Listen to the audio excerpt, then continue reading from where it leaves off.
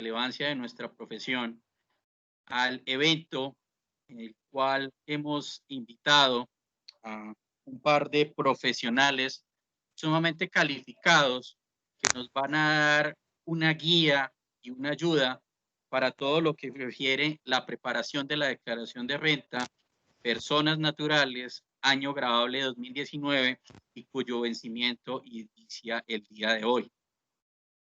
Tenemos el agrado de contar con un equipo profesionales altamente calificado en todas las necesidades que ustedes puedan llegar a tener frente al servicio.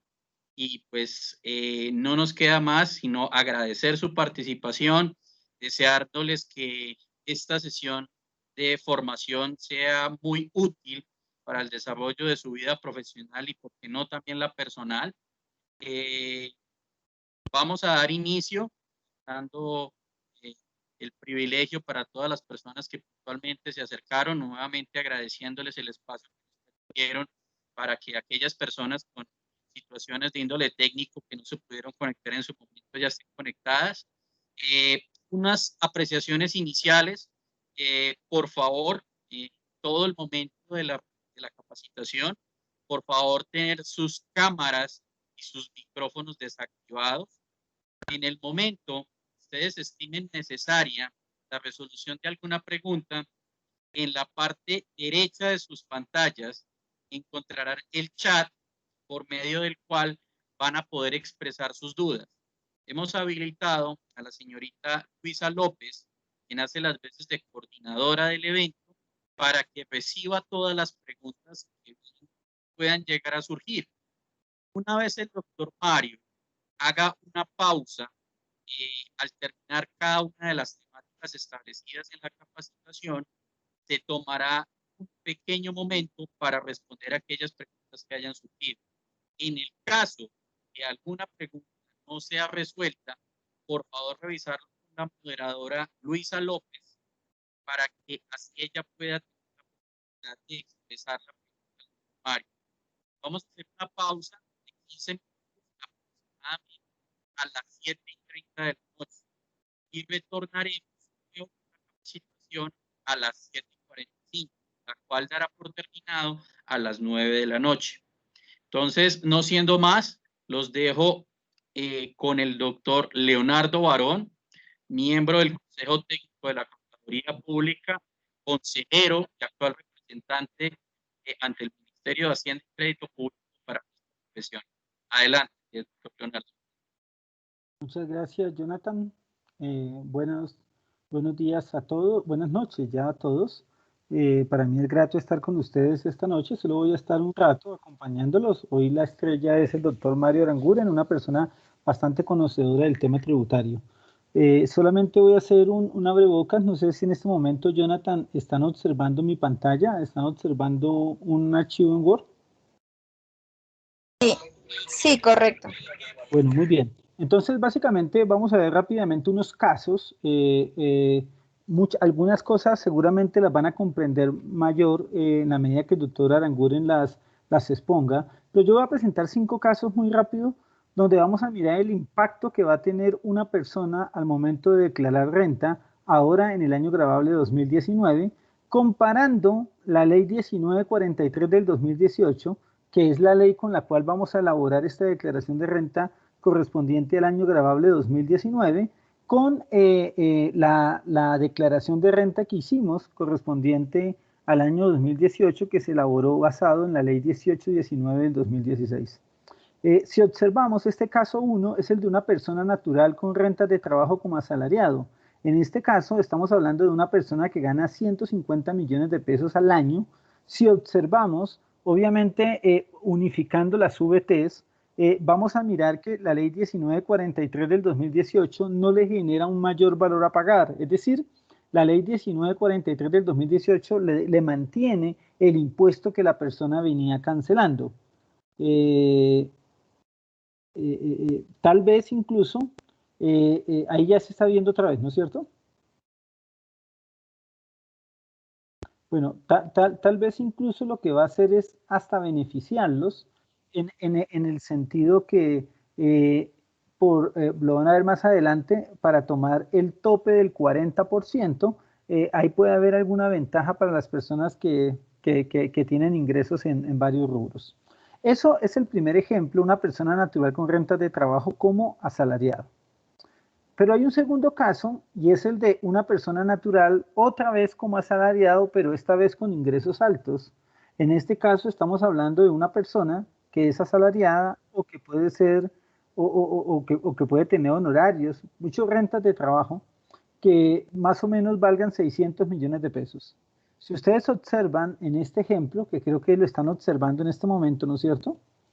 Si ustedes observan este ejemplo, van a observar que la persona va a tener un leve incremento en su impuesto de renta por pagar. En este caso, se esperaría un incremento del 1.21%. Claro, habrá que mirar todos los casos, no todos los casos son iguales, estos solamente son supuestos sobre algunas variables específicas. En este caso se nota que estas personas con salarios altos van a pagar más impuesto, esto porque la tabla de rentas de trabajo o la tabla de la cédula general tiene unos ítems adicionales que seguramente lo van a observar. Entonces, tenemos un tercer caso, que es el de una persona natural con rentas no laborales como comerciante. Básicamente, esta persona natural obtuvo una renta líquida, es decir, sus ingresos menos sus costos y gastos procedentes, por valor de 123.760.000, y vamos a observar que una persona que se dedique solamente al comercio o una persona que se dedica solamente a recibir arriendos va a tener un alivio. Es decir, en este ejemplo, esta persona pasa o se le reduce el impuesto en un 13.91%. ¿Por qué razón se le reduce en un 13.91%? Porque se elimina la tabla que tenía que ver con rentas de capital y con rentas no laborales y se unifica todo en la cédula general. Y si yo solamente tengo ingresos en las rentas no laborales, en este caso como comerciante, voy a verme beneficiado por la tabla que establece en la cédula general, que termina siendo un poco más benéfica que la que existía antes para rentas de capital o para rentas no laborales. Tenemos el cuarto caso, que es el de una persona natural con rentas no laborales como comerciante, pero con altos ingresos. Es decir, una persona que obtiene una renta líquida por 556.920.000.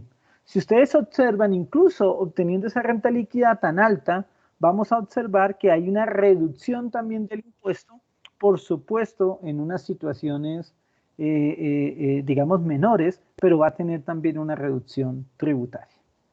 Pero no todos son buenas noticias, también tenemos las malas noticias, y son aquellas personas naturales que tienen rentas de trabajo y rentas de capital. Esas personas naturales que tienen en la cédula general, en las rentas de trabajo, ingresos, y en las rentas de capital, ingresos, van a tener un lío, y era que antes, con la ley 1819 del 2016, yo separaba y liquidaba por aparte las rentas de trabajo y luego liquidaba por aparte las rentas de capital. De tal manera que esta persona, en este caso, teniendo 50 millones de pesos de arriendos, 50 millones como empleado y 45 millones por arriendos, voy a observar que va a tener un incremento de más o menos del 70.62%. Claro, puede ser un ejemplo exagerado, pero este es un caso de este tipo de personas, las cuales se van a ver bastante afectadas. ¿Quiénes se ven afectadas? Aquellas personas que tengan ingresos en la cédula, en la cédula general, pero ingresos en las rentas de trabajo y a la vez en las rentas de capital.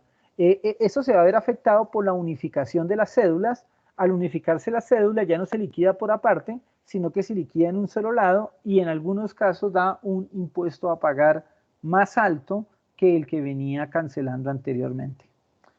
Tenemos también el sexto caso, que es el mismo del anterior, pero con una persona que tiene ingresos más altos. En este caso, ingresos de 150 millones como empleado y 380 millones por arrendamientos.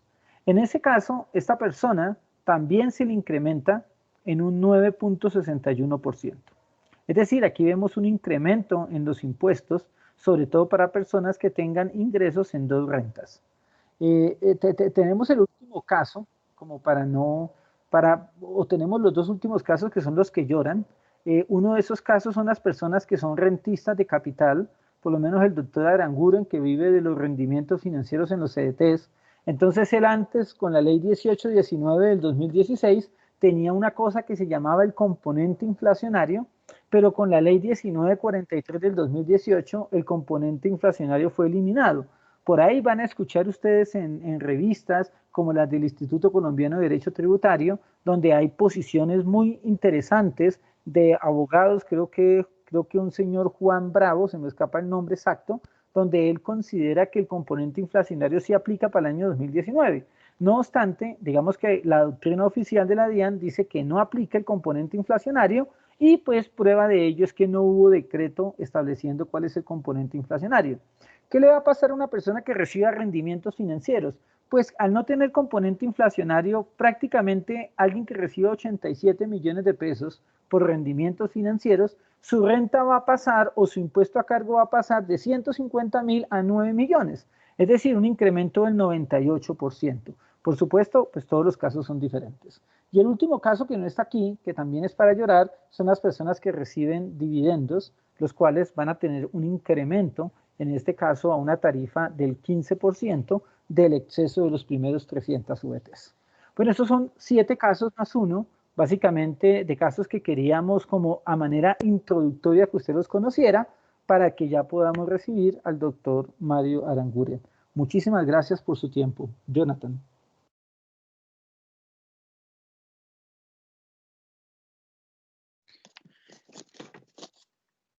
Doctor Leonardo, muchísimas gracias por sus comentarios. Esto pues nos da un abrebocas de lo que se nos viene esta noche, entendiendo de que hay cambios normativos que tienen impacto en lo que anteriormente veníamos trabajando. Solo por agregar, comentarle de que la experiencia personal también me ha dado la posibilidad de conocer un nuevo proceso que implementó la DIAN, en el cual se logró que el mecanismo digital fuera mucho más accesible y fuera de mucho más fácil diligenciamiento. Esto va a permitir no solamente que las personas ya no tengan que recurrir a los bancos y demás, sino de que van a poder tener un control más preciso sobre sus vencimientos y sobre sus obligaciones. Ahora, como lo teníamos en agenda, vamos a continuar con el doctor Mario Aranguren. El doctor Mario se desempeñó como director de la Dirección de Impuestos y Aduanas Nacionales, exdirector de la UIA, es especialista no solamente en asuntos tributarios colombianos, sino que ha tenido la oportunidad de asesorar también a otras latitudes en temas de índole fiscal. Y pues, ¿quién más que él para darnos hoy un vistazo de lo que se viene de ahora en adelante frente a las declaraciones de renta de personas naturales para el año grabable 2019? Les reitero, vamos a hacer una pausa a las 7:30 de la noche, retornando a las 7:45. Todas las preguntas que surjan en el desarrollo de la capacitación son bienvenidas y serán muy útiles para la retroalimentación de la misma. Sin embargo, les pedimos que no activen sus micrófonos, sino que las expresen a través del chat que tenemos establecido con la coordinadora Luisa López. Ella será la encargada de revisar las preguntas y en el momento en que el doctor Mario establezca que hay una pausa, en ese momento se van a resolver las dudas. No siendo más, doctor Mario, quedamos en sus calificadas manos, agradeciéndole su presencia y esperamos que esto sea muy importante y muy útil para todos ustedes. Gracias. Bueno, muchas gracias, Jonathan. No sé si escucha bien. ¿Aló? Sí, doctor Mario, le escuchamos, pero no ha compartido la pantalla. ¿Ahí me se escucha bien? Sí, señor, le escuchamos, pero todavía no está la presentación en pantalla. Bueno, bien, ya vamos a ponerla a ver. Entonces, vamos a compartir la pantalla aquí. Ya uno. ¿Ahí se está viendo bien la pantalla? Perfecto. Listo. Ok. Entonces, quiero primero que todo, presentar un saludo a Jonathan, a todo el equipo de Colombia Tributa, al doctor Leonardo, como siempre, una persona muy versada en estos temas, con unos ejemplos absolutamente claros y contundentes. Los rendimientos financieros y la eliminación del componente inflacionario, pues los elimina, lo hace, como dijo el doctor Leonardo, los pone a llorar. Y bueno, el componente inflacionario lo va a poner a llorar, a la eliminación del componente inflacionario lo va a fregar al doctor Leonardo. Pero bueno, mire, quiero presentarles un saludo a todos ustedes. Darles las gracias por estar esta noche aquí con nosotros. Pues gracias a su paciencia, gracias a su... Y veo, por ejemplo, gente que siempre nos ha acompañado, a Mariano, Alberto, Alcira, Estela, Jessica, bueno, gente que sin duda siempre se apunta a todas estas convocatorias que hace Colombia Tributa. Entonces estoy muy agradecido. Bueno, el propósito de este tema es básicamente como repasar como todas estas cosas que tienen que ver, aspectos más importantes que tienen que ver con la declaración del año grabable 2019 para las personas naturales. Entonces, voy a ir despacio en algunos temas que son absolutamente recurrentes, las preguntas y etcétera, y voy a ir más bien rápido en lo que ya sabemos, ¿vale? Entonces, bueno, tal como lo dijo Jonathan, entonces cada vez que tengan alguna pregunta la pueden hacer ahí en el chat. Luisa López va a ser como la coordinadora de esas preguntas. Y voy a hacer un break en cada uno de los temas para que Luisa me cuente las preguntas y al aire y las respondemos. ¿Listo? Ok, entonces comencemos. Digamos, este es básicamente lo que vamos a ver. Vamos a hablar del tema de residentes y no residentes, quiénes están obligados a declarar, quiénes no están obligados. El tema de las rentas cedulares, vamos a repasar el tema, que es la cédula general, la de trabajo, la de capital, no laborales, la cédula de pensiones, dividendos. Hablamos un poquito de la compensación de pérdidas, digamos, para los casos que aplique, la clasificación de los ingresos en las diferentes cédulas, cuáles son los ingresos no constitutivos de renta y ganancia ocasional, cuáles son los conceptos que pueden detraer o se pueden restar de cada una de las rentas cedulares, los límites que tiene la renta exenta y las deducciones, el tema de los dividendos, vamos a ver algo de la renta presuntiva, las tarifas del anticipo y hablaremos de la renta por comparación patrimonial. Y hacemos un pequeño ejercicio en Excel. Es básicamente eso lo que vamos a hacer. Entonces, vamos a empezar con la ley que aplica para la renta del año grabable 2019. Ya Leonardo lo dijo, simplemente es para recordar, ¿no? Si bien la ley 1943 de 2018 fue declarada inexequible por la Corte Constitucional, sus normas sustanciales continuaron vigentes por el año grabable 2019. Es decir, condicionó a la Corte Constitucional la inexigibilidad hasta el 31 de diciembre del 2019. Por tanto, la ley 1943 es la que nos aplica para el año grabable de 2019 y aplica para estas declaraciones. La ley 1943 de 2018. Ok. Temas de residentes y no residentes para efectos fiscales. Artículo 10 del Estatuto Tributario. Leo, explico algo y menciono por qué razón es importante tener presente esto. En nuestra legislación, en el Estatuto Tributario, que es la ley, en el artículo 10 aparece el tema de los residentes y los no residentes. Residentes, permanecer por 180 días de forma continua o descontinua en el país. Viene una persona a Colombia, llegó en el mes de febrero y se fue en el mes de noviembre. Le pasó 183 días, lo que haya ganado. Es residente para efectos tributarios por lo que haya ganado en Colombia. ¿Vale? Segundo, estar en servicio diplomático del Estado colombiano. Son los funcionarios de la Cancillería que están en representación del Estado colombiano en cualquier jurisdicción, en cualquier país del mundo. Entonces, para los efectos tributarios, repito una vez más, este tema de residencia es solamente ser residentes para efectos tributarios. Para efectos migratorios y todas las demás leyes civiles es otra cosa, pero para efectos tributarios esto es lo que nos interesa. El tercero, que es el que genera algún tipo de confusión, que más le tenemos que poner atención. Dice, una persona es residente por el hecho de ser nacional y que durante el año, 2 puntos, su cónyuge o sus hijos menores tengan residencia fiscal en el país. O, lo puso en rojo, el 50% más de sus ingresos sean de fuente nacional, o el 50% más de sus bienes sean administrados en Colombia, o el 50% más de sus activos sean poseídos en el país. Entonces, hasta ahí, digamos, es básicamente, le dice, usted aunque esté trabajando en otro país, digamos en Chile, por ejemplo, si sus hijos menores de edad tienen residencia en Colombia, fiscal en Colombia, y su cónyuge es residente en Colombia.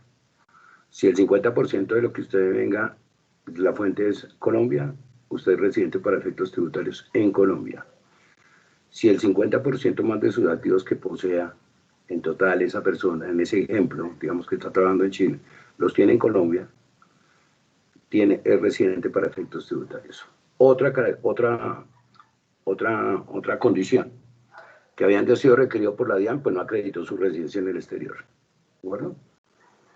Y que tenga residencia en un paraíso fiscal. El paraíso fiscal es que Colombia haya dicho que esa jurisdicción es un paraíso fiscal, no una revista, sino Colombia. ¿De acuerdo? Por su parte, recientemente, digamos en años recientes, se le agregó al artículo 10, digamos, el tema de los no residentes. Dice, no son residentes los nacionales que cumplan alguna de las condiciones del numeral 3. ¿Cuáles? Pues las que leímos, ser nacional y que el 50% más de sus ingresos sean de fuente nacional, etcétera. Cualquiera de estas, ¿no? Que cumpla alguna. O sea, si cumple todas estas, ya es residente para efectos tributarios en Colombia. Alguna de las condiciones del numeral 3, las que leímos, pero que reúna una de las siguientes condiciones. Que el 50% más de sus ingresos sean de fuente de la jurisdicción donde tiene su domicilio. Bien, está bien, digamos en el ejemplo, en Chile. Entonces, es una persona colombiana que está trabajando en Chile. Y el 50% de los ingresos que él posee, que él devenga en el año 2019, por ejemplo, más del 50% es lo que le pagan en Chile. Aquí en Colombia, digamos, tiene un apartamento en arriendo, vamos a suponer, ¿de acuerdo? Y entonces con el arriendo más lo que se gana en Chile, más del 50% de lo que se gana en Chile, entonces no sería residente en Colombia. Y segundo, que el 50% más de sus activos se encuentren en la jurisdicción donde tiene su domicilio. Está domiciliado en Chile, trabaja en Chile, allá compró una casa, compró un automóvil, allá tiene un patrimonio, aquí tiene un apartamento pequeño que le vale, digamos, le vale 150 millones de pesos. Pero allá en Chile tiene, no sé, tiene una casa y tiene el carro y toda la cosa, eso le vale $300.000. En pesos colombianos mucho más. Entonces, más del 50% del patrimonio que él tiene lo tiene allá en Chile. Entonces, no sería residente para efectos tributarios en Colombia. ¿Vale? ¿Qué importancia tiene esto? ¿Cuál es la importancia de ser residente o no ser residente? La importancia que tiene de ser residente o no serlo tiene que ver con el principio que le aplica, el principio de tributación. A los residentes que le aplica la renta mundial. Declaran todos los ingresos y patrimonio obtenidos y poseídos en el país y en el exterior.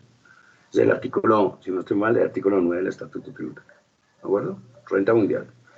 Toda la renta que gane, entonces, ustedes, nosotros, nos aplican la renta mundial porque somos residentes. Entonces tenemos que declarar en la declaración del año 2000 todos los ingresos ordinarios y extraordinarios obtenidos en Colombia y en cualquier parte del mundo. Si nos damos plata aquí, qué sé yo, por un trabajo que hicimos para México, para Estados Unidos, en la Argentina, y nos ganamos algo, pues también lo tenemos que declarar aquí. Si tenemos lo mismo el patrimonio que tengamos en Colombia y que tengamos en cualquier lugar del mundo, cualquier otro país. Principio de renta mundial. Las personas que no son residentes para efectos tributarios, se les aplica el principio de renta territorial. O sea, esas personas solamente declararán los ingresos y el patrimonio obtenidos o poseídos en Colombia, en el país. ¿Listo? Esa es la importancia de residente o no residente para efectos tributarios. Listo. Obligados a declarar renta por el año 2019. deben declarar por el año grabable 2019 las personas naturales que cumplan alguno de los siguientes requisitos. Alguno. No necesita cumplir todos. No. Con uno nomás de estos requisitos que cumplan, ya le toca presentar la declaración, ¿vale? Abajo dice, una UET del 2019 vale 34.270 pesos. Que el patrimonio bruto del último día del año grabable, el 2019, exceda de 4.500 VTs. Esos son 154 millones de pesos. Si tienen patrimonio superior a 154 millones de pesos, ya tienen que presentar declaración. Que los ingresos brutos, todos los ingresos, no los ingresos netos, los ingresos brutos, ¿ok?, fueran superiores a 1.400 VTs, 47.978.000, vamos a redondear esto, 48 millones, tienen ingresos por 48 millones, le toca presentar declaración. El patrimonio suma 100, pero ya por los ingresos le toca declarar, ¿vale? Que los consumos con tarjeta de crédito superen 1.400 VTs, o sea, 48 millones de pesos. Si consumió con tarjetas de crédito, vamos a suponer, tiene unos ingresos de 30 millones, tiene un patrimonio de 100. Hasta ahí no ha cumplido los dos primeros, no, ninguno de los dos. No. Pero los consumos con las tarjetas de crédito superan 48 millones de pesos. Le toca declarar. Que el total de compra y consumo superen 48 millones de pesos, 1.400 VTs. Y por último, si cumple este requisito, que hay gente que lo cumple, que el total acumulado de consignaciones, depósitos, inversiones financieras superen 1.400 VT, o sea, 48 millones. Entonces, supongamos una persona que tiene un patrimonio de 120, no cumple. Tiene ingresos brutos por 40 millones de pesos, no cumple. Los consumos con sus tarjetas de crédito son de 40 millones, no cumple. Que el total de las compras y consumos, eso le suma 40 millones, tampoco cumple. Pero el total de consignaciones, depósitos e inversiones financieras superan 48 millones, le toca declarar. Por el concepto le toca declarar. Ojo, presentar declaración. No. Eso no quiere decir que tenga que pagar impuestos. Listo. Pero tiene que declarar que su movimiento, sus consignaciones, por ejemplo, superaron el tope de los 48 millones de pesos. Eso es habitual, digamos, en personas que a veces que le depositan ingresos que son de terceras personas. Yo no sé, dijo que la tía le pagan con unos cheques, entonces le endosa los cheques, se los consigna en la cuentica que le hace el favor a la tía, y total, en el año 60 millones de pesos en consignaciones. Pues el banco reportó eso con información, eso en la DIAN ya sabe, le dice, usted tiene que declarar, y no vale excusa decirle a la DIAN, eso dinero no es mío, es de mi tía, es que no sé qué, es que dice cuándo. Le toca es presentar la declaración. ¿Listo? Bien, entonces, cualquier requisito que cumplan de esos, y toca presentar la declaración. ¿Quiénes no están obligados a declarar? ¿Quiénes no están obligados? Primero, los asalariados que no sean responsables del IVA. O sea, si hay una persona que es responsable del IVA en general, tiene que declarar renta. Punto, se acabó, independientemente de los requisitos y de los topes y de todas esas cosas, ¿sí?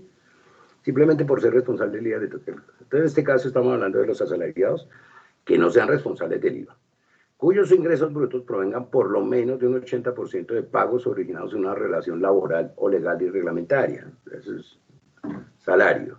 El 80% de lo que se gana es de salarios. Y siempre y cuando en 2010 se encuentren por debajo de los topes generales, o sea, de los que acabamos de decir, de estos. ¿Listo? Porque cumple uno de esos, le toca declarar. Así sea asalariado. ¿Listo? Las personas naturales y sucesiones ilícitas que no sean responsables del IVA en general, las personas naturales que no sean responsables del IVA, que sean residentes en el país y que en 2019 estén por debajo de los topes generales, o sea, los topes que acabamos de decir, ¿vale? Pero cumple con uno de esos, ya le toca declarar. Las personas naturales o jurídicas extranjeras no residentes en el país, siempre y cuando a la totalidad de sus ingresos se les hubiera practicado retención en la fuente. Digamos, un extranjero, ¿listo?, que es no domiciliado acá para efectos tributarios en Colombia, vino acá, permaneció aquí un mes y se ganó una plata, se ganó 30 millones de pesos le pagaron, 30 millones de pesos. Sobre los 30 millones de pesos le hicieron retención en la fuente. No tiene nada más aquí en Colombia. O sea, como ese no presenta declaración, porque la ley dice siempre y cuando a la totalidad de sus ingresos se les hubiera practicado retención en la fuente. Entonces ese señor no tendría que declarar aquí en Colombia, ¿vale? Las personas naturales y jurídicas que pertenezcan al régimen simple de tributación, claro, porque el régimen simple de tributación lo que le hace es reemplazar el impuesto de renta y el de industria y comercio y la sobretasa de no sé qué, de avisos y tableros y no sé qué. Pero eso es lo que le reemplaza renta. Entonces no tiene que presentar este formulario 210, no tiene que declarar renta que los que tienen el régimen simple de tributación. Los que están en el régimen simple de tributación tienen que cumplir con esos anticipos y etcétera, y presentar una declaración en los plazos que dice el reglamento. ¿De acuerdo? Pero no la declaración de renta como tal. Esos no tienen que declarar. ¿Vale? Bien. Esta presentación se las van a mandar, se las van a entregar, así que se las van a mandar por correo. ¿Listo? Digamos, un comentario respecto a las personas naturales sin residencia en el país. La DIAN señala que en el caso de los no residentes, que si tienen patrimonio pero no tienen ingresos en Colombia, no deben declarar. Eso es una interpretación de la DIAN. Una persona que no es residente, que tiene patrimonio pero no tiene ingresos en Colombia, que no debe declarar. Eso es una interpretación de la DIAN. Eso está por concepto. Digamos, lo que sigue es mío. Dice, puesto que las normas tributarias deben tener el mismo tratamiento y distintamente el contribuyente responsable, la pregunta obvia sería, una persona natural residente en Colombia, digamos un colombiano, que tiene, digamos, un patrimonio mayor de 1.500, 4.500 VTs, por ejemplo, tiene un patrimonio de un apartamento que vale 200 millones de pesos, ¿eso? Y no tuvo ingresos. Como se pasa de este tope, el primero, de los 154 de patrimonio, suponiendo que el apartamento de esa persona colombiana sea 200 millones, pero no tuvo ingresos, los ingresos son cero, vamos a suponer. A esa persona, por el hecho de cumplir con el patrimonio, le toca declarar. ¿De acuerdo? La respuesta es sí. Entonces, ¿por qué debía declarar uno y el otro no? Vamos a suponer. Un no residente, que es un extranjero, por ejemplo, tiene una casa en Cartagena de Indias. Tiene una tierra, una finca en los llanos orientales de Colombia, en el Cauca, no sé, ¿vale? Esa cosa vale 20.000 millones de pesos. No tuvo ingresos en Colombia. Según la DIAN no tendría que declarar, tiene que declarar. La ley solamente dijo, es el no domiciliado en Colombia, que no sea residente en Colombia, que haya obtenido ingresos en Colombia y que le hayan hecho retención a la totalidad de esos ingresos. Esa es la única excepción que dio la ley. Digo, si a esa persona le retuvieron, no es residente en Colombia, le pagaron unos ingresos, obtuvo unos ingresos, y sobre la totalidad de esos ingresos le hicieron retención en la fuente, esa es la única persona que no debe declarar. Al fin y al cabo, lo que supone la ley es que ya pagó el impuesto con la retención. Listo. Pero en el caso del patrimonio, ¿por qué va a declarar entonces el señor? Porque sí le toca declarar al señor colombiano que tiene un apartamento de 200 millones, aunque no haya tenido ingresos en el año, le toca declarar. Y al no residente, entonces que tiene 10.000 millones de pesos de patrimonio en Colombia, no tendría que declarar, lo digo por concepto de la ley. Entonces la ley solamente señaló si la totalidad de los ingresos se le practicaba retención, en el caso del no residente. Ok, entonces es prudente indicarle al no residente que si tiene patrimonio en Colombia superior a 4.500, pues que debe declarar, así no tenga ingresos. ¿Sí? Este cambio de posición de la DIAN respecto a la no presentación de declaraciones por parte de los extranjeros no residentes es por concepto, pero no está en el decreto 1625 de 2016, eso es concepto, eso no está en el decreto, porque la ley dijo fue solamente un caso. Lo que se gane el no residente aquí en Colombia, los ingresos que le paguen, siempre y cuando le ha hecho retención a la totalidad de esos ingresos. Es la única excepción para no declarar. Pero esto sí, porque además en Colombia es renta preventiva. Y sobre 10.000 millones paga. ¿De acuerdo? Ok. Bien. Digamos, esto ya es el concepto y toda la cosa de lo que he dicho. No le vamos a gastar más tiempo al tema. Ok, entramos de lleno a lo de las rentas cedulares. Aquí, digamos, Leonardo presentó unos ejercicios digamos, comparando la ley 1819 del 2016 frente a la 1943 del 2018.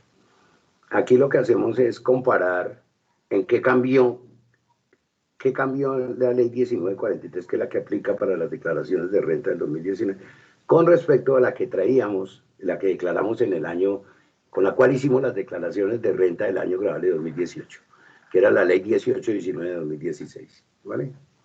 Entonces, en realidad, es el mismo artículo 330. En la parte derecha dice la ley 1943 de 2018, artículo 330. Entonces, lo que hace la ley 1943 es ratificar que la depuración de las rentas, en el caso de las personas naturales, se hace de manera cedular, ¿listo? Y que la depuración de esa renta es independiente en cada una de las cédulas. Y se debe seguir lo que dice el artículo 26 del Estatuto. El artículo 26 es un artículo muy importante. Entonces, listo. ¿Ok? Los conceptos, ratifica nuevamente, dice, los conceptos de ingresos no constitutivos de renta, costos, gastos, deducciones, rentas exentas, beneficios tributarios y demás conceptos susceptibles de ser restados para efectos de obtener la renta líquida en cada una de las cédulas, no podrán ser objeto de reconocimiento simultáneo en distintas cédulas ni generarán doble beneficio. Lo está prohibiendo la ley. No puede meter la misma renta exenta. Vamos a poner un ejemplo. No puede, digamos, una persona, a manera de ejemplo, pagó 1 millón de pesos de gravamen a los movimientos financieros. ¿Cómo lo pagó? Pues simplemente cuando retira dinero de los bancos, de los bancos, etcétera, en las 4 cuentas que tiene, pues el banco le iba reteniendo 4 por 1000. Todos los bancos le certifican y le dicen, miren, mi banco yo le hice retención del gravamen a los movimientos financieros por tanto, 200.000, por el otro 500, por el otro 100.000, y así sucesivamente le da 1 millón. ¿Ok? Entonces, lo que no puede hacer él, lo que está diciendo este artículo 330 es, el artículo 115 del estatuto le dice, usted puede deducir, es una deducción, el 50% del gravamen a los movimientos financieros que ha pagado. Esto, independientemente si tiene relación de causalidad o no. Esa deducción es así, el 50%. O sea, pagó 1 millón, ¿cuánto puede deducir? 500.000. Entonces vamos a suponer que el señor tuviera ingresos de honorarios, entonces son renta laboral, es una cédula laboral. Tiene unos arrendamientos, esos arrendamientos van en la cédula de capital. Y aparte de eso tiene un negocio, tiene un taller de servicio automotriz, es un negocio. Esa es una renta no laboral, tiene 3 rentas, ¿de acuerdo? No puede, lo que está diciendo el artículo 330, es que usted no puede meter eso, ese señor no podría meter los 500.000 pesos de deducción de gravamen a los movimientos financieros en la renta cedular de trabajo, en la renta cedular de capital y en la renta cedular no laboral. ¿De acuerdo? Como esas 3 cédulas dan la cédula general, sumando esas 3 cédulas me da un total que es la cédula general. En la práctica es así. Entonces, ¿cuánto está pidiendo deducción? 500 en la laboral por el gravamen a los movimientos financieros, 500 en la no capital, ya 1.500.000. Y 500 en la no laboral sería 1.500.000. ¿Cuánto tenía que deducir? 500.000 pesos nomás. ¿Cuánto está solicitando? 1.500.000. No puede hacer eso. Eso no se puede hacer. Eso es lo que dice el artículo 330. ¿Listo? Ok. Ni cositas como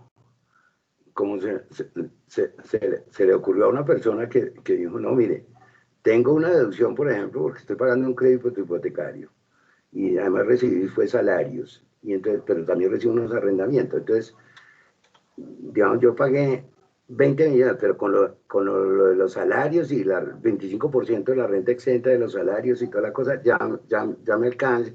Puedo meter solamente 7 millones del crédito hipotecario, de los intereses del crédito hipotecario, y como me sobran 10 millones porque pagué 17, Entonces se la va a meter a las rentas de capital. No puede hacer eso. Eso no puede hacer. El 330 le está diciendo no pueden ser rectados, digamos, de la renta líquida, solamente no pueden ser objeto de reconocimiento simultáneo en distintas cédulas. ¿De acuerdo? No se puede hacer eso.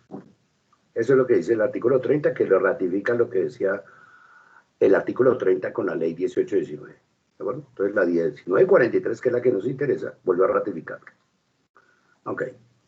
Cambio. Dijo la 1943, la que nos aplica. Dijo, hay 3 cédulas. Una que llama general, que es el A, que es la renta de trabajo como la de capital y no laborales. Esa se llama cédula general. ¿Listo? B, la renta de pensiones. Y C, dividendos y participaciones. La ley 1819 de 2016 tenía 5 cédulas. Una la de renta de trabajo, una la de pensiones, una de la renta capital, una de las rentas no laborales y otra de dividendos y participaciones. ¿Listo? Entonces, ¿qué hizo la ley 1943? La renta de trabajo de capital y no laboral las metió y dijo, la suma de esta se llama cédula general. ¿Vale? Y la otra cédula es la de pensiones y la otra es la de pensiones. En realidad estamos hablando de 3 cédulas. Y las mismas tasas marginales, las mismas tarifas, las de 241 le aplican a todos los ingresos de las rentas de trabajo de capital, o sea, a la cédula general y a la de pensiones. Le aplican las tasas del 241. Antes, en la de 2018, para entender los ejercicios que mostró Leonardo, se dan cuenta que en varios ejercicios de esos daba la misma renta líquida. La misma renta líquida gravable, por supuesto. ¿Cuál era la variación? ¿Cuál es la variación en impuestos frente a la ley 1819 de 2016 y la de ahora, la 1943 de 2018, que es la que nos rige para el año gravable de 2019? Que se modificaron las tasas, o sea, solamente le aplican las tasas del 241 a todas esas cédulas, a la general y a la de pensiones. Listo. Antes, ¿cómo había? Los de trabajo les aplicaban una con la de pensiones, a las rentas de capital y a las rentas no laborales les aplicaban a otras tasas, etcétera. Entonces, como comprimieron las cédulas, dijeron, a todas estas cédulas les corresponde el artículo 241, las tasas marginales, la tabla del 241, del artículo 241 del estatuto, excepto a los dividendos, que los dividendos se van por otras tasas. ¿Listo? Ok.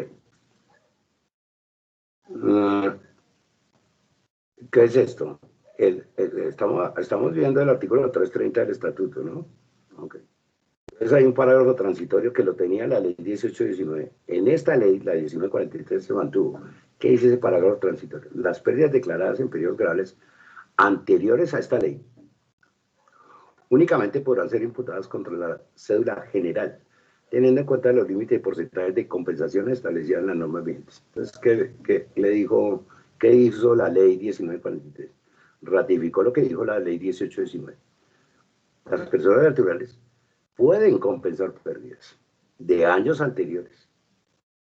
Las pueden compensar en la declaración del año 2019. ¿Bueno? Entonces, de años anteriores, la puede compensar ahí. ¿Listo? Pérdidas. Ok. Ya después hablaremos un poquito más en detalle del tema de las pérdidas. Bueno, entonces, en resumen, para el año grave 2019, que se declara ahorita en el 2020, que ya comenzamos con los vencimientos, entonces se aplican 3 rentas cedulares. La cédula general, que es la renta de trabajo de capital y no laborales, se llama cédula general, pero esas son las subrentas, las subcédulas, trabajo, capital y no laborales. ¿Listo? Las rentas de pensiones, dividendos y participaciones. Los costos, gastos, deducciones, renta exenta de beneficios no pueden reconocerse simultáneamente en distintas cédulas y no pueden producir doble beneficio.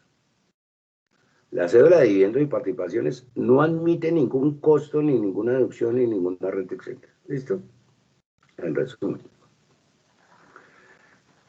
Hablemos de la compensación de pérdidas. Ok. El artículo 29 de la ley 1943 de 2018, que modificó el artículo 330 del estatuto, el que estábamos leyendo, dice: las pérdidas incurridas dentro de una cédula solo podrán ser compensadas contra las rentas de la misma cédula en los siguientes periodos gradables, teniendo en cuenta los límites y porcentajes de compensación establecidas en las normas vigentes.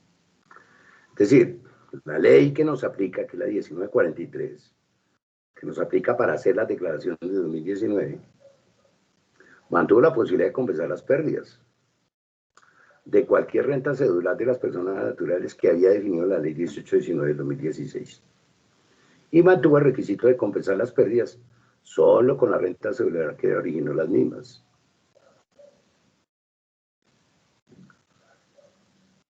Entonces, en general, la ley 1943 de 2018, que es la que nos aplica, mantuvo la retroactividad para la compensación de pérdidas. Quiero aclarar una cosa. Hasta el año 2016, o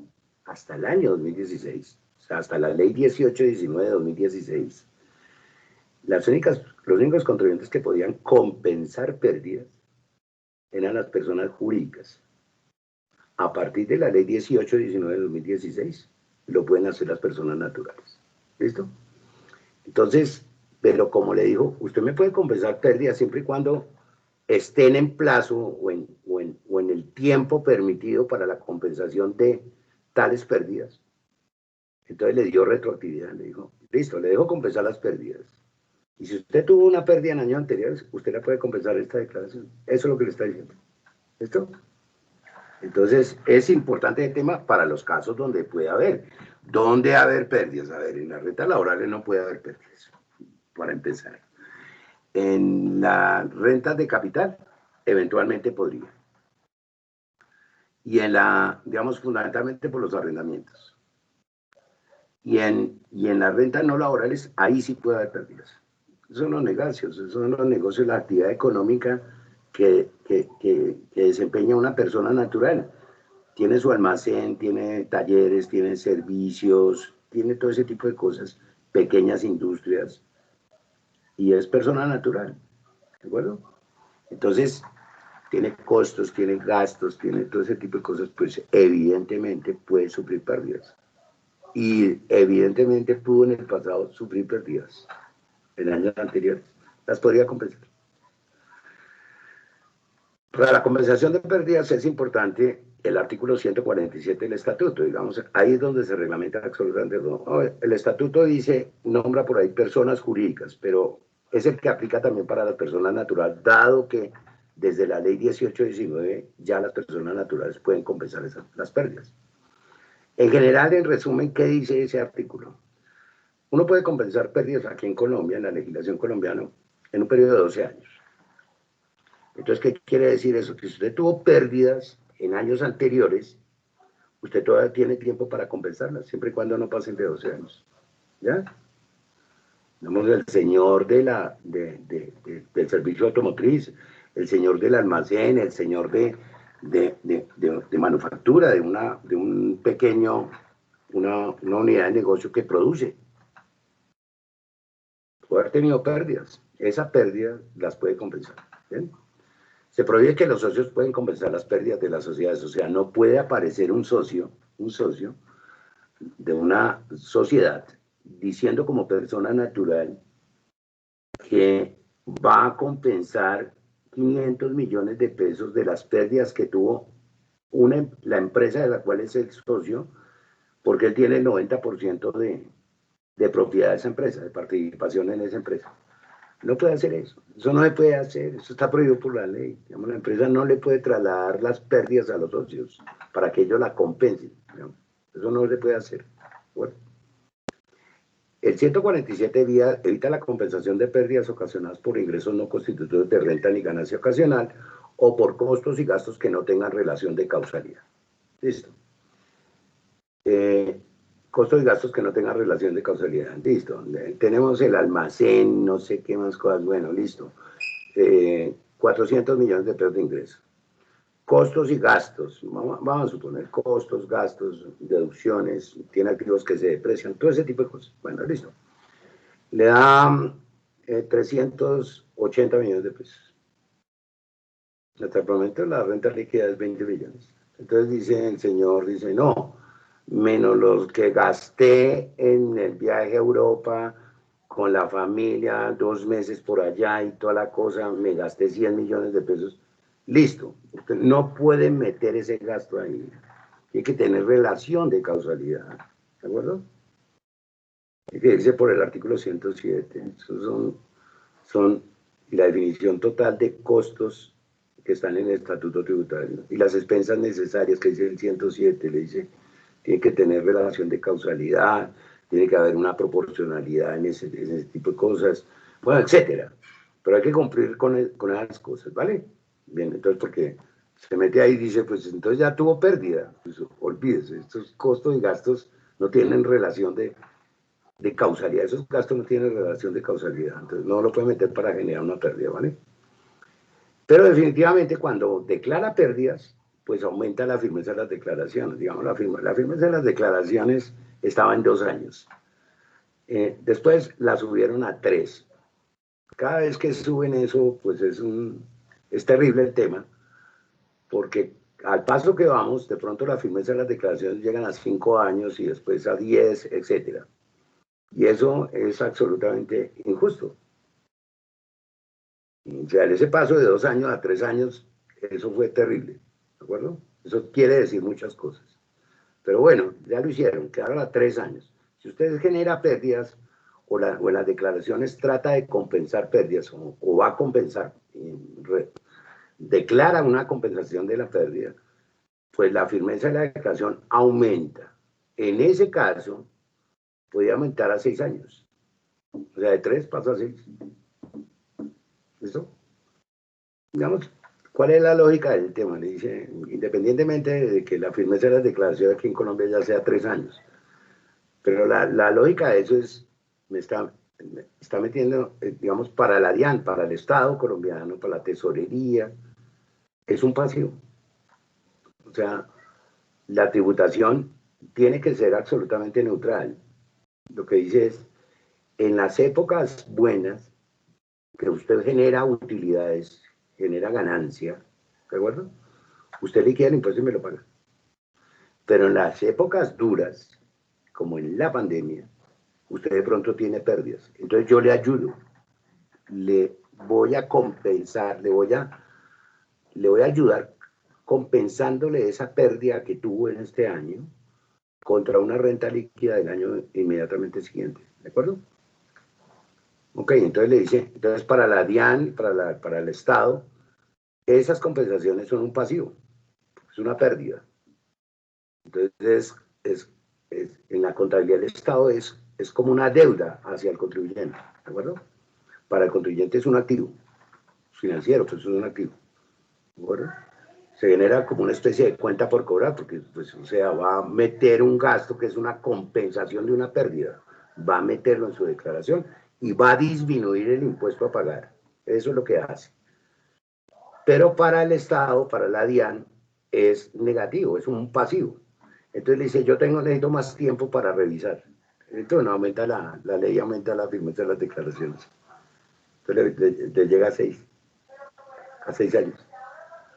Entonces hay que mirarlo bien, el tema de las pérdidas. Digamos, si es una pérdida, digamos, qué sé yo, digamos, una pérdida de 500.000 pesos, que eso con las tasas marginales puede significar, qué sé yo, 20.000 pesos de impuesto, 30.000.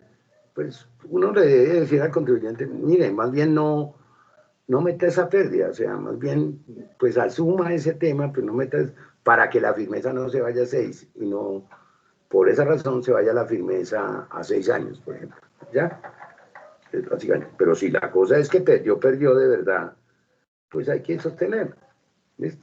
¿Ok? Hay que declararlo y decir, eso fue lo que perdí, y eso es lo que voy a compensar, punto, porque es así, la verdad. Ok. Bueno, ok, tenemos lo de la conversación de pérdida, lo voy a por alto. Entonces vamos a hablar de la clasificación de los ingresos para las diferentes cédulas. No sé, Luisa, si hasta esta parte hay algunas preguntas. Doctor, ¿solo hay una hasta el momento? Sí. Y se la voy a leer. Dice, con relación a los residentes, si trabaja en otro país y paga impuesto allá y tiene alguna condición del numeral 3, en el ítem D, debe presentar declaración de renta. ¿Los impuestos pagados allá sirven para la declaración? Listo. Entonces, si es una persona que es, digamos, lo que dice el artículo 10 del Estatuto Tributario es decirle claramente ahí si cumple esas condiciones, es residente para efectos tributarios en Colombia, ¿vale? Ya, vamos a seguir con el ejemplo de Chile. Entonces, vamos a suponer, pues Chile, en esa jurisdicción, en Chile, otro país, pues la persona está trabajando allá y se gana unos honorarios, se gana un salario, lo que sea, allá, ¿de acuerdo?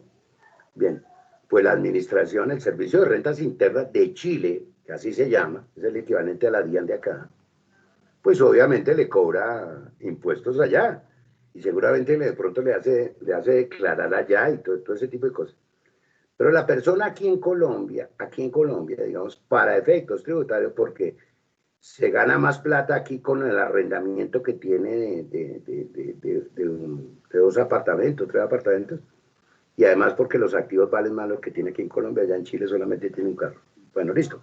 Entonces es residente para efectos tributarios en Colombia. Entonces, ¿qué le toca a esa persona?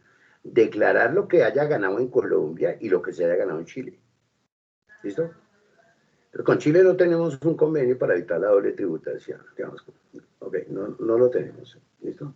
Entonces, ¿qué hace la persona? La ley colombiana lo que hace es decir, no solamente la ley colombiana, muchas las legislaciones de casi todos los países del mundo.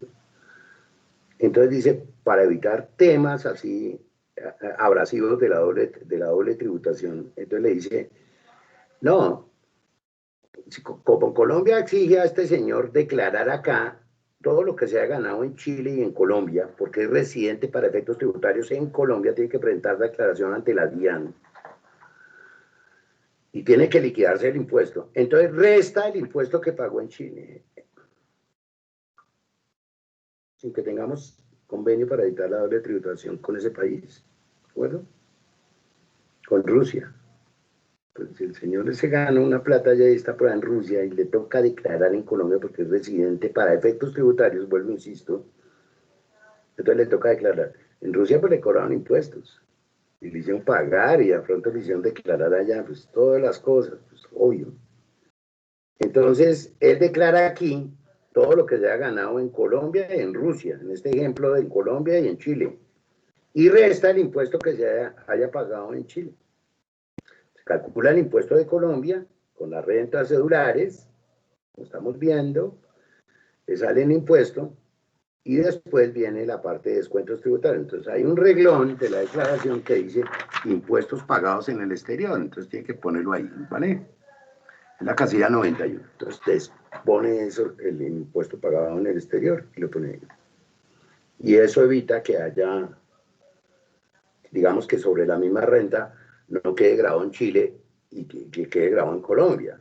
Digamos, ahí sí hay una diferencia, es porque la tasa de Chile es diferente a la de Colombia, alguna cosa así. Pero en general, lo que persigue la ley es que no vaya a haber, por los mismos $100 que ganó y que grabó Chile, como los tiene que declarar aquí en Colombia, pues no allá pagó y aquí también, entonces sería, paga en Colombia sobre los mismos $100, no, pues olvídese. Entonces resta el impuesto que pagó en Chile, ¿de acuerdo? Es así. Bueno. Doctor, Vamos a continuar. Señora. Sí, qué señora, pena. dime. Si pagan los gastos de un viaje a un empleado, ¿pueden deducir lo que pagó en hoteles y pasajes? Si pagan los gastos, lo que pagó De en un hoteles y viaje a un pasajes, empleado. digamos, eso es un viático. Eso es un viático. Entonces lo vamos a ver. Digamos, aplacemos la respuesta a esa pregunta. Lo vamos a ver porque es un tema que no hemos visto, entonces lo vamos a ver y ahí se responde la pregunta, ¿vale? Bueno. O sea, cuando hablemos de las rentas laborales y del artículo 103 del Estatuto Tributario, creo que la persona que preguntó, yo creo que ahí está la respuesta. Y le voy a insistir ahí en ese momento. ¿Listo? Ok. Entonces, miremos la clasificación de los ingresos para las diferentes cédulas. A la renta, en la cédula de trabajo, la cédula de rentas de trabajo laborales. Okay. Ahí nos tenemos que entrar al artículo 103 del Estatuto Tributario. Entonces, ahí, aquí está, miren. Entonces, en esa cédula, rentas de trabajo, que hace parte de la cédula general, ¿ok? Las rentas de trabajo. Estos son los ingresos por salarios, por comisiones, por prestaciones sociales, por viáticos, gastos de representación, honorarios, emolumentos eclesiásticos, compensaciones recibidas por el trabajo asociado cooperativo y las compensaciones por servicios personales. A eso hay que agregarle lo siguiente. Eso está en el artículo 103. Hay que adicionarle las cesantías. Las cesantías. Cuando se reciban efectivamente o cuando se causen, digamos, bueno, en el caso de unos, digamos, ya quedan pocos trabajadores que se causan las cesantías y que las cesantías todavía es un ahorro en la empresa, no lo transfieren al fondo de pensión. Quedan muy pocos que fueron empresas y patronos que no se acogieron a la ley 50 del año de 1990. Bueno, pero aún existen algunos trabajadores, pero en general, para los demás, cuando se reciben efectivamente, digamos, aquí va a ser un recorderis a todos. Cuando nosotros antes hablábamos de la causación, ¿de acuerdo? Entonces, cuando se asumió Colombia, digamos, las NIF, ¿de acuerdo? Entonces cambiamos los conceptos, entonces ahora hay conceptos nuevos.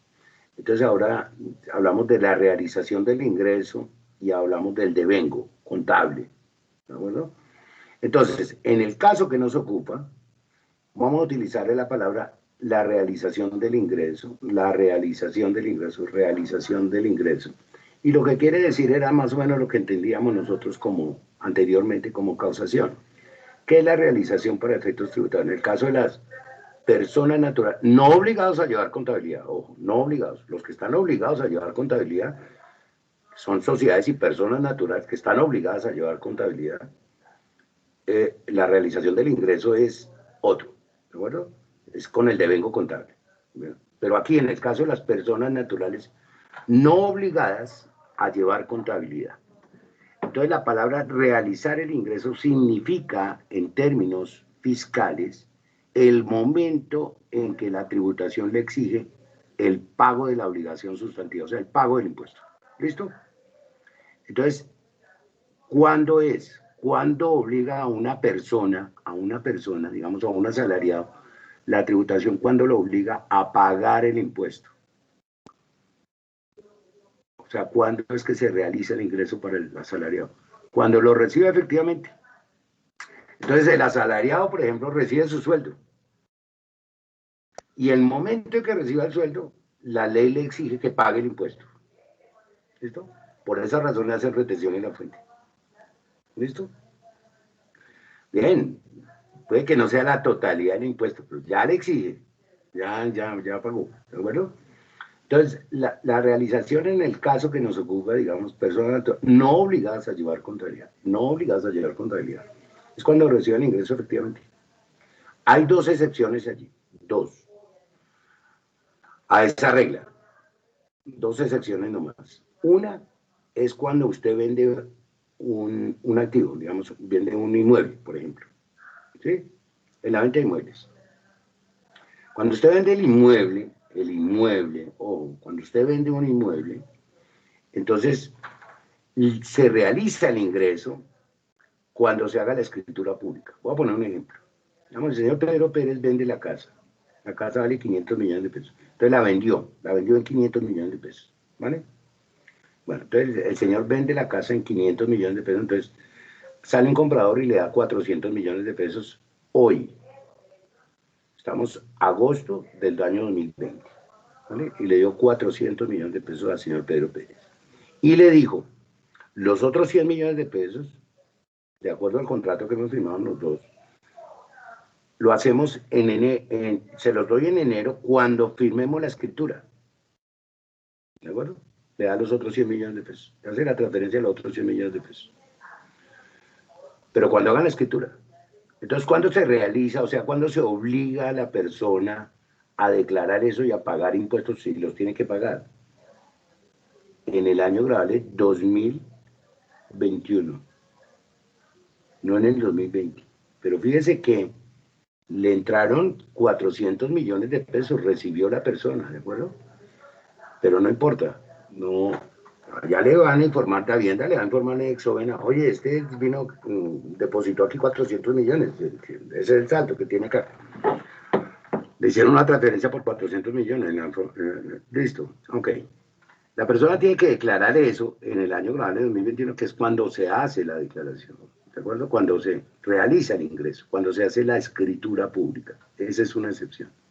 ¿Verdad? Entonces, cuando haga la escritura pública, la persona lo que tiene que hacer es decir, mis ingresos fueron 500 millones de pesos. Mi costo de ese inmueble, que es el costo por el cual lo venía declarando en la declaración de esa casa, eran 400 millones de pesos, ¿vale? Entonces le da una utilidad en ese ejercicio, por ejemplo, de 100 millones de pesos. ¿Será ganancia ocasional o no lo será? Listo, no nos interesa aquí, ¿de acuerdo? Pero ahí se causó una retención en el momento que haga la escritura. Listo, ya, ahí se realizó el ingreso. Entonces fue el año grabable 2021 porque hicieron la escritura en enero del 2021. ¿Listo? Tema 1. Entonces, primera sección en la venta de inmuebles. A la regla. Y la segunda sección es en los dividendos. Cuando hay los socios de una empresa, usualmente hay una asamblea de socios que se reúnen en los primeros 3 meses del año, digamos en marzo. Se ventilaba mucho la reunión de socios. Es una asamblea. Y allí entonces el presidente de la compañía está con el revisor fiscal y con el contador, etcétera. Y listo, y dicen cómo les fue a la empresa, etcétera. Bueno, en esa asamblea de socios, que son los dueños de la empresa, se decide, la gran mayoría decide que de las utilidades de la empresa después del pago de impuestos se van a distribuir ciertos dividendos, ¿no? Okay, se van a distribuir 60 millones 600 millones de pesos de dividendos. Entonces, se hace un acta, etcétera, que eso es todo lo que va a ir a la contabilidad, digamos, el soporte lo que hace la contabilidad, independientemente de los asientos y el detalle de todos los asientos, es generar un pasivo de la empresa hacia los socios, en proporción al monto de los dividendos y a la participación que tenga cada uno, ¿vale? Listo, es un pasivo. Después el presidente lo que dice es, el presidente de la compañía le dice, les tengo malas noticias, resulta que la empresa, como estamos haciendo el ensanche en tales y tales plantas, pues estamos sin liquidez. Entonces, este año no vamos a tener liquidez para pagarle los dividendos, digamos, para pagarle los dividendos, para entregárselos. Entonces, yo creo que en febrero del otro año, por ahí vamos a tener liquidez, entonces se los entregamos. ¿Listo? Por este año grabable ya los tiene que declarar. Esa es una excepción a la regla. Entonces, los ingresos se realizan es cuando se reciben. En el caso de las personas naturales, no obligados a llevar contabilidad. Con esas 2 excepciones nomás. Venta de inmuebles, que es cuando se haga la escritura, y los dividendos, cuando sean opciones. ¿Listo? Bien. Entonces, en ese orden de ideas, las cesantías, que digamos, los empleadores tienen que pasar el valor de las cesantías acumuladas. Digamos, el Estado les pone una obligación y les dice una fecha, y le dice el 15 de febrero, se vence el plazo para que usted, señor empleador, deposite en los fondos de cesantía de sus empleados, ¿sí?, el valor de las cesantías. Entonces ellos tienen que pasar eso. Entonces, en febrero del 2019, le pasaron las cesantías, les pagaron las cesantías, en los fondos de cesantías se las transfirieron, la empresa se las transfirió al fondo de cesantías. Esas cesantías fueron las del 2018, porque las del año 2019 se las dieron, o se las trasladaron al fondo de cesantías de cada uno de los trabajadores el 15 de febrero, digamos, en febrero del año 2020. Entonces, que hay que declarar los ingresos que han obtenido en el año 2019, año grabable 2019, que fue todos los salarios que obtuvo, los honorarios que obtuvo, todas esas cosas, los viáticos, todas esas cosas. Y las cesantías que le pagaron, o sea, ¿Cómo le pagan? No como el salario, sino que se la ponen allá en el fondo de cesantías. Pero esa cesantía, esa plata que está allá, es de cada uno de los trabajadores. ¿De acuerdo?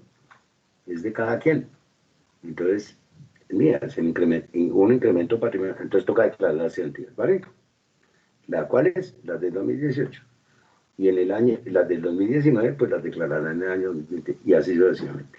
¿Listo? Porque efectivamente la recibió en ese año. ¿Sí? Ok.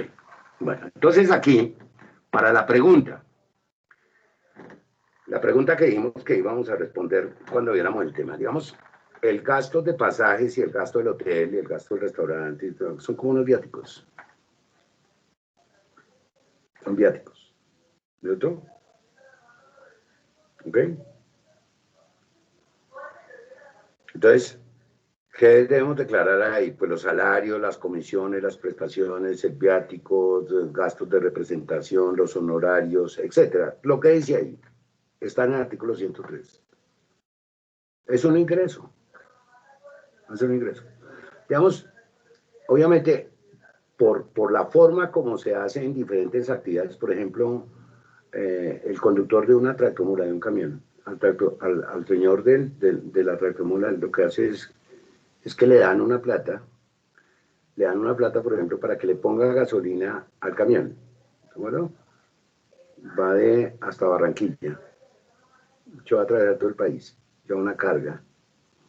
Entonces tiene que pagar peajes, se le puede pinchar una llanta, puede tener algún problema, bueno, cosas así. Le tienen que poner gasolina, CPM, yo no sé, bueno, cosas así. Entonces le dan a la persona le dan eso, al conductor le dan una plata. ¿Quién se la da? Pues el dueño del camión. Para el dueño del camión es una renta no laboral. Él tiene que decir cuánto ingreso recibe por eso. ¿Listo? Y ese tiene costo y gastos. Esos son los costos y gastos para ese señor que es el dueño del camión. Pues para el conductor no. Sería como un dinero de un tercero, ¿de acuerdo? Pero no es de él. No le aumenta, no es susceptible de producir incrementos netos de su patrimonio. O sea, es una cosa que le tiene porque uno no puede pagar el peaje sino en efectivo y la reparación o la espinchada de la llanta no la puede pagar sino en efectivo, yo no sé. Y ponerle gasolina bueno, cosas de tipo, ¿vale? Okay. Entonces, cuando uno trabaja, a veces le dicen, pues usted tiene que ir a Medellín y no sé qué, entonces le dan unos viáticos. Pues, digamos, eso le alcanzará a uno para pagar esto. Si no lo tiene que pagar del sueldo, pero entonces le digan, pero que no tenga que pagar de su sueldo, pues lleve estos viáticos. Eso es un ingreso. Eso, excepto en el caso del camión. Está subrayado ahí las compensaciones por servicios personales.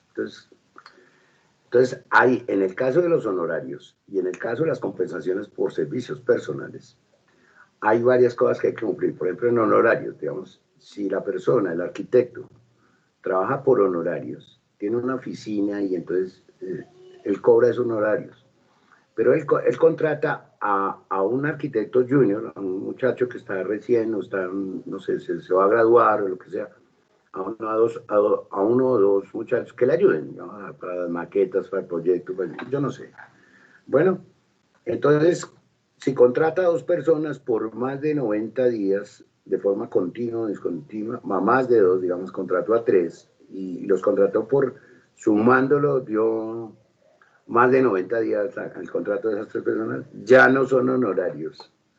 Hemos dicho, esa persona tiene que declarar en la renta no laboral, ya no acá, no en renta laboral, ¿me entiendes? Entonces, el que gane honorarios no puede contratar sino máximo dos personas, máximo, y por 90 días máximo. Listo, eso es, y declara aquí como renta laboral. Y el que gane, que recibe ingresos porque presta un servicio personal, ¿sí? Tiene que cumplir algunos, si cumple con los requisitos que dice el decreto 2250 del 2017, que es incurrir en costos y gastos para la prestación de servicio, pues todos esos costos y gastos pues son normales. Y si cumple con eso, si asume pérdidas por la prestación del servicio o responsabilidades ante terceros, que es habitual a veces en muchos contratos de servicios personales, y si además contrata a más de dos o tres personas, etcétera, ya le dicen Si cumple esas características, usted ya no es una renta laboral. Usted no está recibiendo ingresos por una compensación personal, sino que ya no es laboral, sino que tiene que declarar eso en la renta no laboral. ¿Listo? Es como un poquito... Ese es el tema de poner de forma cedular la tributación. Entonces aquí lo de los servicios personales es lo que más atención hay que ponerle. Y bueno, en los honorarios se llega a contratar a más de dos personas. Ok. Listo. Y en el caso de los servicios personales que cumpla alguno de esos requisitos, ya le dicen, usted ya no es laboral. Tiene que declarar estos ingresos, pero en la renta no laboral, no aquí, como renta de trabajo. En las rentas de capital, ¿qué vamos a declarar ahí? En las rentas de capital se declaran los intereses y rendimientos financieros, los arrendamientos, las regalías y explotación de la propiedad intelectual. Como queremos ser más papistas que el Papa, la DIAN dijo por ahí en un concepto que los intereses sobre la cedantía, que es por ley, los intereses sobre la cedantía es porque los empleadores se quedan durante unos meses con el dinero que es de los trabajadores, porque cada vez que el trabajador trabaja, entonces está aumentando su cesantía, está ahí, sí, está generando un recurso que es de él, un fondito que es de él, que se llama cesantía. Entonces le dice la ley, dado que yo no le exigí que usted tuviera que ir abonándose al fondo de cesantías cada mes o cada 15 días, sino que le dejó todo el año y fuera de eso, le di enero y en febrero hasta la mitad y de a máximo el 15 tiene que trasladar al fondo de cesantías de sus trabajadores. ¿De acuerdo? Entonces usted tiene que pagarle como un interés para mantener como el valor real. Es como si fuera un préstamo más bien. Que le hicieron los trabajadores a usted, empleador, empresa. Entonces les paga un interés. Esos intereses son de ley. Interés. Entonces la DIAN sacó un concepto y dijo, los intereses sobre cesantía, entonces van como renta de capital. Bueno, ok. Pero si ustedes declaran la cesantía como renta laboral y ahí meten también estos, no creo que la DIAN, además están grabados a la misma tasa, etcétera. ¿De acuerdo? Están grabados a la misma tasa, me refiero las rentas de trabajo, las rentas de capital y las rentas no laborales. Entonces la de capital en este caso, listo. Pero no vamos a sacar los intereses que son 70.000 pesos y ponerlos aquí en la cédula de renta de capital. ¿Listo? Pero bueno, eso fue lo que dijo la DIAN. Intereses, rendimientos financieros, cualquier rendimiento que tengan, obviamente por un aporte que hagan en el fondo de pensiones, etcétera, que le produce un rendimiento, pues esos son intereses, es un rendimiento financiero. Entonces es una renta de capital. Los arrendamientos y las regalías que le paguen, que hayan recibido por la explotación de propiedad intelectual, derechos de autor. ¿Listo? Eso es lo que se declara en las rentas de capital. En las rentas no laborales, ¿qué se declara ya? Todos los ingresos que no clasifiquen en otras cédulas, que no sea pensión ni dividendos, pero que no sea laboral y que no sea rentas de capital, o sea, no sea arrendamientos o rendimientos financieros, ¿vale? Y que no sea laboral, listo. Entonces el negocio, el señor que tiene un almacén, el señor que tiene el taller de servicio automotriz, el señor que tiene el taller de carpintería, el señor que tiene el supermercado, ellos son los que tienen que declarar acá. ¿Listo? Ok. Las indemnizaciones por seguro de vida que están en el artículo 223 se declaran aquí, rentas no laborales. Las rentas provenientes de enajenación de predios para la vivienda de interés social, que están en el numeral 6 del artículo 235 del estatuto, se declaran aquí. Los ingresos por servicios hoteleros y ecoturismo también entra como renta no laboral. ¿Listo?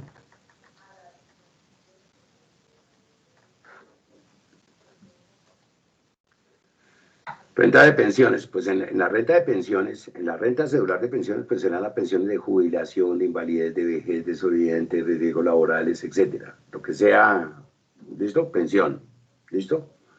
Ahí se tiene que declarar eso. Ok. Seguimos. En las rentas por dividendos y participación, pues todos los dividendos, los ingresos que obtengan las personas naturales, Rendimientos de dividendos y participación en sociedades nacionales y extranjeras. Todo eso se tiene que declarar ahí en la cédula de renta por dividendos y participaciones. ¿Listo? Vamos a hacer un pequeño receso. De unos, vamos a tomar unos 10 minuticos. ¿Sí? Entonces, 10 minuticos de receso y ya volvemos. Muchas gracias, doctor Mario. Recordamos la invitación cordial a todos los participantes de compartirnos sus dudas, sus preguntas. Eso seguramente va a ayudar a retroalimentar mejor todos los temas tratados. Sabemos que es un tema denso, pero si se fijan, de acuerdo a las necesidades particulares de cada uno, pues habrán asuntos que son mucho más relevantes de acuerdo a sus intereses. Entonces los invitamos a que nos compartan sus dudas. Digamos que ahorita que a las 7:45 retomemos, le proponemos al doctor Mario que iniciemos con algunas dudas que puedan llegar a tener. Y nuevamente muchas gracias a todos. Algunas personas nos han reportado que tienen problemas de sonido. Creo que en términos generales, por parte del análisis que hemos hecho, me parece que está funcionando bien. A esas personas pues las invitamos a que intenten seguir la guía de instrucciones que se les envió a cada uno de sus correos, o en su defecto salir de la presentación e ingresar nuevamente. Posiblemente se deba a algún problema de conexión de internet.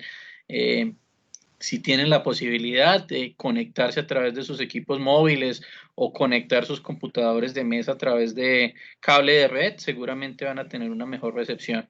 Pero pues queremos manifestarles que ofrecemos disculpas, pero los eventos de errores de sonido no se atribuyen a nosotros, ¿vale? De todos modos, pues como lo comentaba el doctor Mario, la presentación va a estar publicada en el portal web en su momento y pues nos vemos a las 7:45. Gracias.